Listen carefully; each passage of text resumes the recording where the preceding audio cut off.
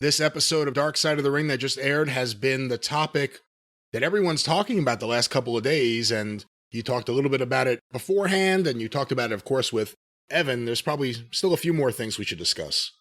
Well, as I said earlier, I think it's just that somebody on the program, if it was Dreamer, it may be one of the only perceptive things he said, was that the guys entertain each other and they only mean it that way, and there's not malicious intent involved. But when you hear stories like this, completely from the outside of the world of wrestling, you think, my God, those guys are all completely insane.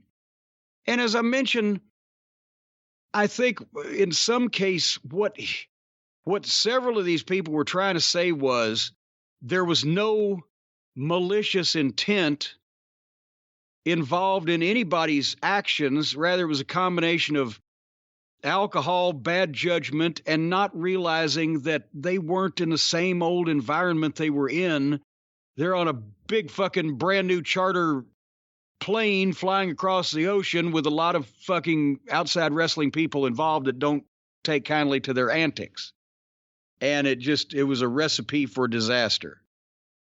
So, and I hate that Flair has come off looking like this, because I know the guy, and I genuinely believe that he never wanted to hurt anyone or offend anyone or freak anybody out or make anybody feel like that, poor flight attendant felt.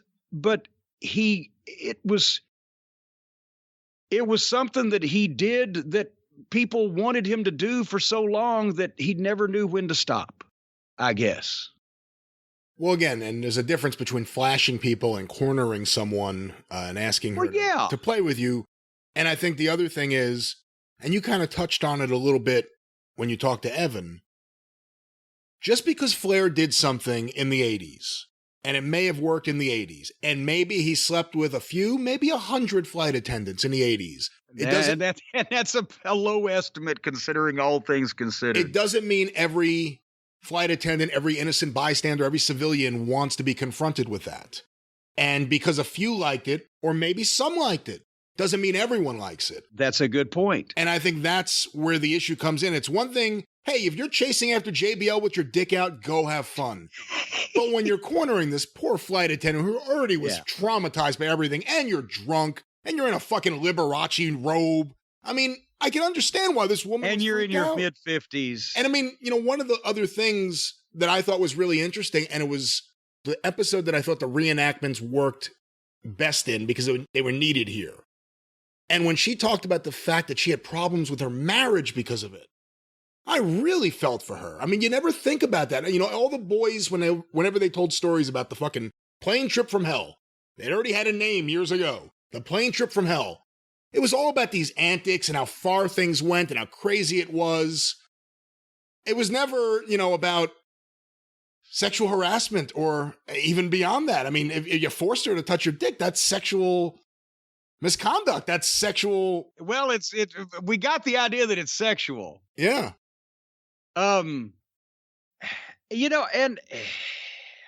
I can't explain why anybody, except maybe the alcohol, why anybody would have thought that any of that stuff was a good idea to do to those people at that time on that plane altogether. And I'm interested to when we can find out what antics Vince has been around for and wasn't, and which flights he was on and wasn't on, because if people remember him being on flights where incidents happened, even if they're conflating this one with it's a different flight or whatever, the point is, I worked there for a long time, and I know that Vince McMahon, if any point that he was in a situation where he saw the guys acting up, all he'd have to do is say, gentlemen, he had that fucking air and that commandingness.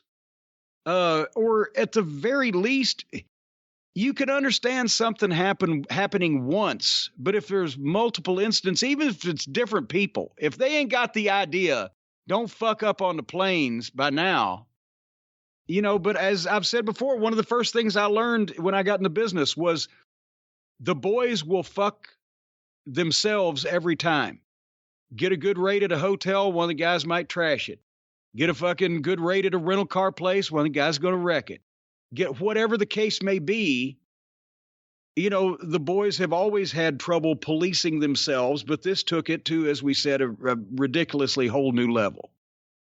Obviously, Ric Flair comes out of this looking really bad. They already hurt him. They suspended the Car Shield ads that we've made fun of in the past. And I'm going to assume that any upcoming appearances for a major promotion may be on hold right now. And I don't think he's going to do it, but what if he just came out and said, you know what, I was drunk, we were all drunk, I am so sorry. I saw this poor woman and I feel awful. I have daughters. Since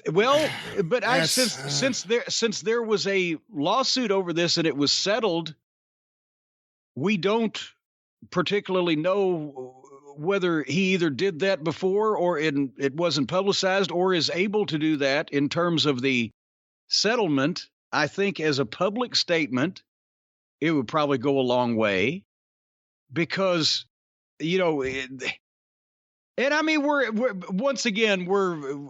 allegedly he did these things. If there's been testimony and lawsuits, whatever, we don't know what all the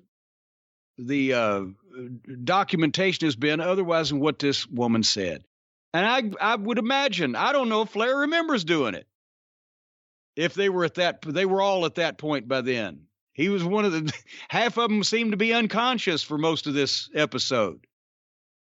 So, but at the same time, all I say is, and all I stand by is that it was wrong. He shouldn't have done it. It wasn't a time. It wasn't a place. It wasn't the people. There's no excuse for it. But I still, just knowing Rick, genuinely believe that down deep in his heart or brain or whatever, he didn't think that he was offending anyone, doing anything wrong, or that anybody would remember and be pissed about the next day. I've seen him treat the average people from, in various ways that he would come in contact with them overly politely.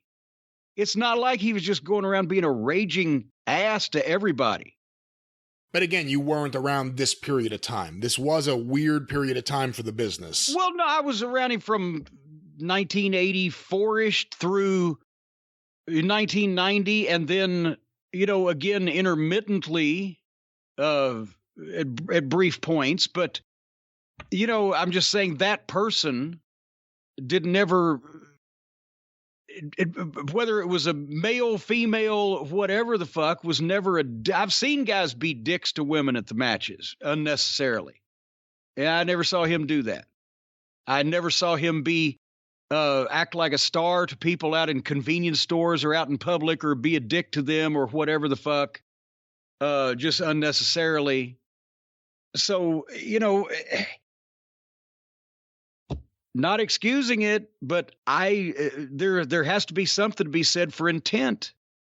And I'm wondering when he finally when did he ever figure out that this wasn't getting over anymore? Maybe when he got sued. And again, we don't know exactly what happened, but she had a pretty compelling story, and it seemed like the only person disputing it was Tommy Dreamer.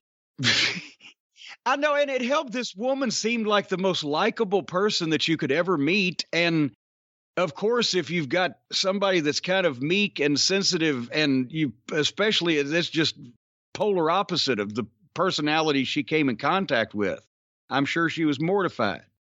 And again, I think there's a difference between flashing, although it's not appropriate, certainly if you're not like some 60-year-old guy on a plane, but cornering her and the forcing to touch his genitals is where it crosses the line, and we have to find out what happened here. I'm sure we will.